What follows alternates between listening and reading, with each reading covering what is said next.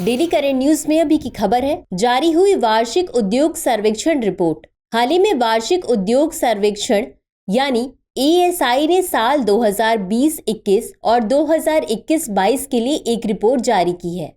इस रिपोर्ट के मुताबिक विनिर्माण क्षेत्र में लगे लोगों की संख्या और उनके द्वारा अर्जित मजदूरी की राशि वित्त वर्ष 2021 में मामूली गिरावट के बाद वित्त वर्ष 2022 में वापस अपने स्तर पर पहुंच गई है। आंकड़ों की माने तो प्रति कारखाना औसत श्रमिकों की संख्या 2021-22 में 54.4 रही, जबकि 2020-21 में 50.3 और 2019-20 में 53 थी। 2 दशकों में पहली बार कारखानों की संख्या में मामूली गिरावट आई है। वहीं जो कारखाने मौजूद हैं वे प्रति कारखाने अधिक लोगों को रोजगार देते हैं। इसके साथ ही बड़ी फैक्ट्रियां भारत के विनिर्माण क्षेत्र में अपने छोटे समकक्षों की तुलना में बेहतर प्रदर्शन कर रही हैं।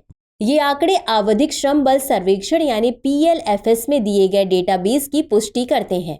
विनिर्माण GVA में 2019-20 में 2.5% का संकुचन देखने को मिला, जबकि 2020-21 और 2021-22 में क्रमशः 8.2% और 16% की वृद्धि हुई। समग्र विनिर्माण GVA के लिए 2019-20 में 3% का संकुचन देखा गया, जबकि 2021-22 में 11.1% की वृद्धि देखी गई। 2021-22 में कारखानों की संख्या मामूली 467 तक गिरकर 2,49,987 हो गई, जबकि इस अवधि के दौरान श्रमिकों और व्यक्तियों दोनों की संख्या में वृद्धि हुई। श्रमिकों को दिया जाने वाला कुल वेतन 2021-22 में पूर्व महामारी के स्तर पर पहुंच गया था। वहीं साल 2018-19 में श्रमिकों की चक्रवृद्धि वार्षिक वृद्धि दर यानी CAGR 4% रही।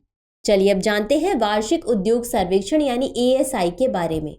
ASI भारत में औद्योगिक आंकड़ों का प्रमुख स्रोत और संगठित विनिर्माण पर सबसे व्यापक डेटा है। इसमें बिजली का उपयोग करके 10 या अधिक श्रमिकों को नियोजित करने वाले सभी कारखानों और बिजली का उपयोग किए बिना 20 या अधिक श्रमिकों को नियोजित करने वाले सभी कारखाने शामिल हैं। अंत में देखते हैं सकल मूल्य वर्धित यानी GVA के बारे में। यह आपूर्ति पक्ष से समान राष्ट्रीय आय की गणना करता है।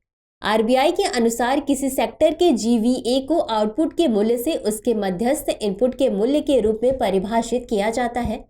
यह वर्धित मूल्य उत्पादन, श्रम और पूंजी के प्राथमिक कारकों के बीच साझा किया जाता है। GVA ग्रोथ को देखकर यह पता लगाया जा सकता है कि अर्थव्यवस्था का कौन सा क्षेत्र मजबूत है और कौन सा संघर्ष कर रहा है। तो चलिए देखते हैं आज के अभ्यास प्रश्न को। वार्षिक उद्योग सर्वेक्षण के बारे में निम्नलिखित कथनों पर विचार कीजिए। 1.